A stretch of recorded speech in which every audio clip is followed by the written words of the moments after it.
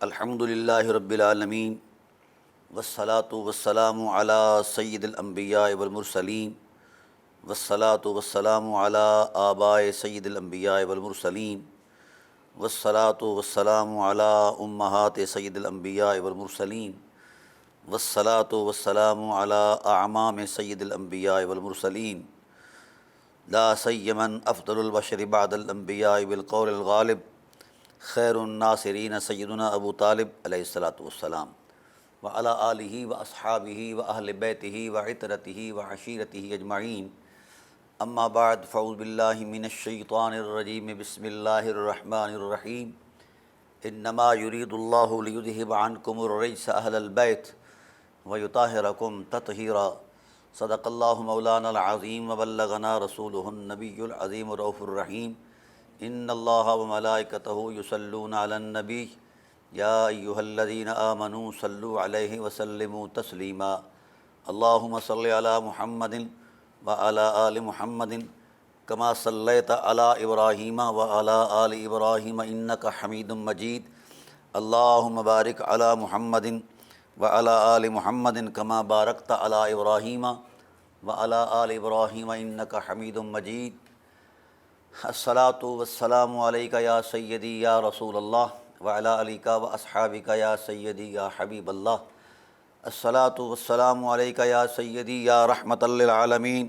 وعلی آلک و اصحابک یا سیدی یا شفیع المذنبین صلاۃ و سلاما علیک یا رسول اللہ قلت حیلتی انت وسیلتی غثنی یا حبیب اللہ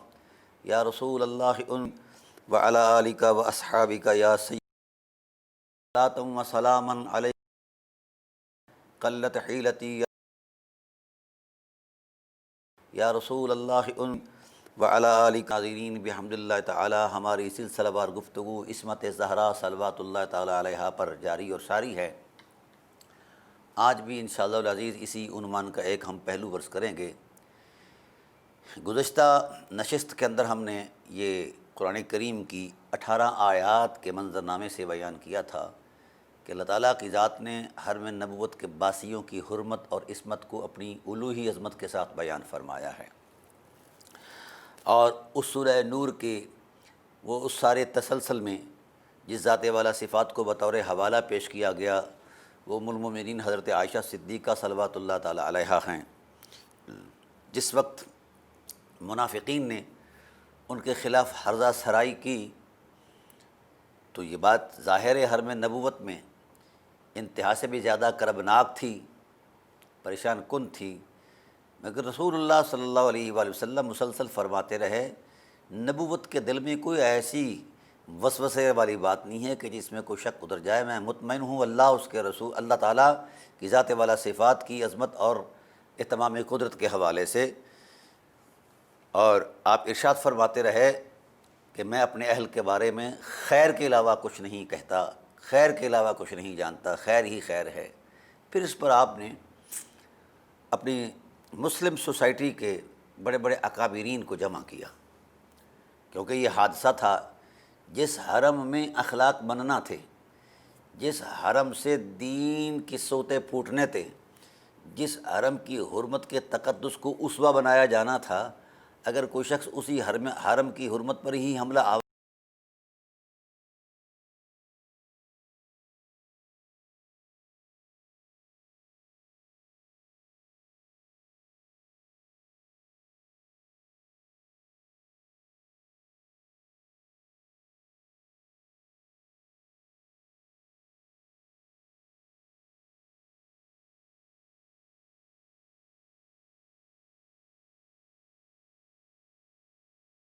کوئی حقیقت نہیں ہے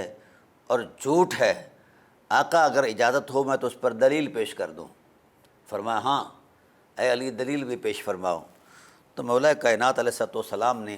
وہ نماز والا منظرنامہ پیش کر کے کہا یا رسول اللہ آپ کو یاد ہے کہ آپ نماز پڑھا رہے تھے اور عین نماز میں آپ نے موزے اتارے، ہم نے بھی اتار دیے، تو آپ صلی اللہ علیہ وآلہ وسلم نے نماز سے فراغت کے بعد ارشاد فرمایا کہ لم تخلعون خفافکم، اے لوگو تم نے موزے کیوں اتارے ہیں؟ تو ہم نے کہا جہاں پناہ عالم رائے ناکا، ہم نے آپ کو موزے اتارتا دیکھا ہے تو ہم نے کہا کہ اب موزے اتار لینا دین ہے۔ جب آپ موزے پہنتے ہیں ہم سمجھنا ہے، اب ہم سمجھتے ہیں کہ ہم موزے پہن لیں، کیونکہ اب موزے پہننا دین ہے۔ جب آپ اتارتے ہیں تو یا رسول اللہ ان کی وجوہات اور اسباب و علل کو اللہ اس کا رسول جانتا ہے، ہم صرف آپ کی اطاعت کے سامنے اپنی جبین نیاز کو جھکاتے ہیں، اس کے علاوہ ہمیں کچھ نہیں آتا۔ تو آقا صلی اللہ علیہ وسلم نے ارشاد فرمایا تھا کہ میرے پاس تو فرشتوں کا رسول جبرائیل آیا اور اس نے آ کر عرض کی کہ یا رسول اللہ، آپ نماز کے شغف میں، نماز کے پیار میں، نماز کی عظمت میں، چونکہ نماز آپ کی آنکھوں کی ٹھنڈک ہے، آپ اس شوق اور مستی کے ساتھ سرشار تھے، تشریف لا رہے تھے، دھیان نہیں فرمایا، آپ راستے سے گزرتے ہوئے ایک مری ہوئی جوں تھی، اس پر اس کا ایک چھوٹا سا قطرہ خون کا آپ کے موزے مبارک کو لگ گیا تو آپ نے نماز کا آغاز کر دیا۔ وحدہ لا شریک نے فی الفور حکم فرمایا کہ جبرائیل، میری غیرت اس بات کو بھی برداشت نہیں کر سکتی کہ میرے محبوب صلی اللہ علیہ وآلہ وسلم کے موضع رحمت پر جو پاؤں میں پہنتے ہیں وضو کے بعد موزے، اس پر جوں کا ادنا سا قطرہ بھی محسوس ہو۔ آپ صلی اللہ علیہ وسلم ارشاد فرمایا علی یہ بات تو ہوئی، اس بات پر بہت سارے لوگ گواہ ہیں۔ تو اس حوالے سے اللہ تعالیٰ کی غیرت نے یہ طے کیا کہ آپ کے موضع مبارک پر ادنا سا خون کا قطرہ بھی برداشت نہیں کرتا خدا، تو یہ کیسے ہو سکتا ہے کہ آپ کے دامن سے وہ زوجہ وابستہ کر دے جس کے کردار اور اخلاق کے اندر کوئی کمی اور خامی ہو؟ تو مولا کائنات علیہ السلام کی ذات نے اس بات کو بطور دلیل مہیا فرمایا کہ یا رسول اللہ، آپ کا حرم مقدس ہے اور ہم آپ کے حرم کے باسی ہیں، اور اس کے تقدس کی حرمت کا ہم خدائی اہتمام تکتے رہتے ہیں اپنی نظروں کے ساتھ، لہذا یہ لوگ فضول گوئی اور دروغ گوئی کر رہے ہیں جو سیدہ کائنات حضرت عائشہ صدیقہ صلوات اللہ تعالی علیہا کی حرمت کے خلاف زبان درازی کر رہے ہیں۔ تو وحدہ لا شریک کے محبوب صلی اللہ علیہ وسلم کی ذات نے پھر جائزہ لینے کے لیے حضرت عمر سے پوچھا کہ اے عمر بتاؤ آپ کی اس بارے میں کیا رائے ہے؟ تو حضرت عمر نے آہ بری، آنکھوں میں آنسو آ گئے، کہا جہاں پناہ عالم، جو ذات وحدہ لا شریک آپ کے کپڑوں پر آلودگی پر بیٹھنے والی مکھی کو نہیں بیٹھنے دیتا، تو اس کی غیرت یہ کیسے گوارا کرے کہ آپ کے دامن رحمت کے ساتھ رشتہ زوجیت کے اعتبار سے کسی ایسی عورت کو وابستہ کر دے جس کے اخلاق میں کہیں کوئی کمی اور نقص ہو؟ یہ نہیں ہو سکتا۔ لہٰذا میں اپنی دلیل کے بنیاد پر اور اپنی یقین کی حوالے سے خدائے ذوالجلال کی ذات کے ساتھ جو میرا یقین ہے آقا، میں اس حوالے سے کہہ رہا ہوں یہ لوگ دروغ گو ہیں، جھوٹے ہیں اور مکار ہیں۔ پھر حضرت عثمان سے پوچھا تو اکابر صحابہ سے حضور نبی کریم صلی اللہ علیہ وآلہ وسلم کی ذات نے اس حادثہ فاجعہ کے بابت یہ ارشاد پوچھا اور اس پر رائے لی کہ تم کیا کہنا چاہتے ہو، تمہارے خیال کی دنیا میں اور تمہارے اپنے تجربے میں یہ بات کیسی محسوس ہو رہی ہے؟ تو ہر ایک صحابی نے کسی نہ کسی دلیل کی روشنی میں رسول اللہ صلی اللہ علیہ وآلہ وسلم کی حرم کی حرمت کو بیان فرمایا۔ اب ناظرین کرام، حرم نبوت کی بات ہے اور صحابہ اپنے تجربی عظمت کے ساتھ بیان کر رہے ہیں، حرم نبوت کی حرمت کی گواہی دے رہے ہیں، اور ان گواہی دینے والوں میں اکابر صحابہ، مولا کائنات علیہ الصلوۃ والسلام، مشکل کشا ہاں جی، اور حضرت عمر فاروق رضی اللہ تعالیٰ عنہ جیسے، حضرت عثمان غنی رضی اللہ تعالیٰ عنہ جیسے، اور دیگر اکابر صحابہ۔ تو اب جب رسول کے سامنے گواہی آ جائے اور رسول اس گواہی کو قبول فرما رہے ہیں تو اب شک کی گنجائش ہی نہیں رہتی۔ جو اس تقدس پر شک کرتا ہے اس کا اپنا ایمان کوئی نہیں ہے۔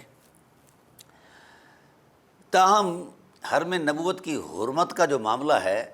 یہ کس قدر بلند و بالا ہے۔ پھر اللہ تعالیٰ کی ذات نے قرآن کریم کی 18 آیتیں اسی حرمت کی تائید اور توثیق کے لیے بیان فرمائیں، اور جو اس کا اسلوب تھا وہ میں نے گزشتہ اقساط کے اندر بیان کر دیا ہے کہ اللہ تعالیٰ کی ذات نے کس حساس انداز کے اندر اور کس قدر غضبناک ہو کر، اصحاب رسول سے غضبناک ہو کر، بڑی عجیب سی بات ہے، یعنی جھوٹ بولنے والوں پر غضبناک ہونا تو یہ اتفاق ہے، لیکن سچے لوگوں کے ساتھ بھی خدا غضبناک ہو گیا۔ فرمایا لولا کتاب من اللہ سبق لمسکم فیما اخذتم عذاب علیم، اگر ہم طے نہ کر چکے ہوتے کہ ہم نے اے حبیب آپ کے اصحاب پر رحم فرمانا ہے تو ہم تمہیں کب کا عذاب دے چکے ہوتے، تم خاموش کیوں رہے؟ یعنی اس بات کی ٹو میں یا اس بات کے انتظار میں کہ سچ کیا ہے، فرمایا خدائے ذوالجلال کی غیرت اس بات کو برداشت نہیں کرتی، یہ اللہ تعالیٰ کے جلال کو اور غضب کو دعوت دینا ہے، تمہارا اسی وقت حق بنتا تھا تم کہہ دیتے ان ھذا الا افک مبین، یہ گھڑا ہوا جھوٹ ہے۔ یہ خدائے ذوالجلال گلہ فرما رہے ہیں اور اصحاب رسول کو تنبیہ فرما رہے ہیں۔ تو گویا حرم نبوت کی حرمت کا جو ہے نا محافظ اللہ ہے، اور یہ اس وقت کی بات ہے جب اسلام کی دشمنی لوگوں کا مزاج اور عادت تھی، اور الحمدللہ آج تو روئے زمین پر اسلام کا غلبہ ہے، اسلام کی اقدار جو ہیں اس وقت آج روشن مینار نظر آتی ہیں، اور آج اسلام کے آئینی سٹرکچر کو نافذ کیا جا رہا ہے، کوئی اسلام کو مانتا ہے تو بھی نہیں مانتا تو بھی۔ تو جس وقت اسلام ایک کمپل تھا، ایک نرم و نازک شاخ تھی، تو کوئی بھی گرم ہوا کی گرم لو جو ہے اسے مسل سکتی تھی، نہیں ہوتے اس وقت کی باتیں ہیں۔ اس وقت اسلام کے دامن میں وہ نفوس قدسیہ تھے، مولا کائنات جیسے، عمر فاروق جیسے، صدیق اکبر جیسے، حضرت طلحہ زبیر جیسے، عبداللہ ابن عباس جیسے، حضرت عباس بن عبد المطلب جیسے، حضرت امیر حمزہ جیسے، حضرت جعفر طیار جیسے، اس طرح کے لوگ۔ اور پھر حضور کے حرم کا جو سارا تسلسل ہے، یہ مت سمجھا جائے کہ کسی حادثاتی تصور کے اندر یہ تسلسل قائم ہوا ہے۔ میرے رب نے میرے محبوب صلی اللہ علیہ وسلم کے حرم کی جو شفافیت ہے، حرم کے اندر جو عصمت کا تقدس ہے، یہ کسی اتفاق کے تسلسل میں نہیں، ابتدائے کائنات سے بھی پہلے اس حرم میں یہ عظمتیں موجود رہی ہیں، اور انتہائی کائنات کے بعد بھی یہ حرم اسی طرح حرمت مآب رہے گا اور عصمت مآب رہے گا۔ یہاں ہم کیا سوچ رہے ہیں اور ترازو کر رہے ہیں؟ اب حضرت بی بی عائشہ صدیقہ کو فقیہ اسلام کہا جاتا ہے،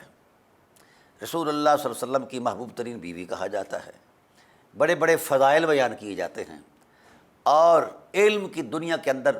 ان کو اتھارٹی مانا جاتا ہے، خانگی امور کے اندر ان کی مرویات کو مبنا بنایا جاتا ہے، جس پر خانگی امور کے معاملات جو ہیں ان کو چلانے کے لیے ان کی روایات، ان کے رویوں کو مطلب اسوہ بنایا جاتا ہے۔ اس میں کوئی شک نہیں کہ ایسا ہی ہے۔ اور اگر اس ذات والا صفات جس کی حرمت اور عصمت کے لیے قرآن کریم نے 18 آیات بطور شہادت پیش فرمائی ہیں، اور اصحاب رسول کی گواہیاں موجود ہیں، رسول اللہ صلی اللہ علیہ وسلم کا اپنا اطمینان موجود ہے،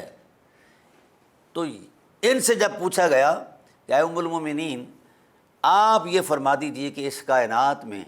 آپ نے رسول اللہ صلی اللہ علیہ وسلم کی خلوتوں کے اندر، جلوتوں کے اندر بڑا سارا وقت میسر ہوا ہے، آپ کو بڑی عظمت نصیب ہوئی ہے، اور جتنا آپ جانتی ہیں شاید اتنا کوئی جانے، تو آپ ذرا بیان فرما دیں کہ آپ کی نگاہ میں رسول اللہ صلی اللہ علیہ وآلہ وسلم کی ذات والا صفات کے بعد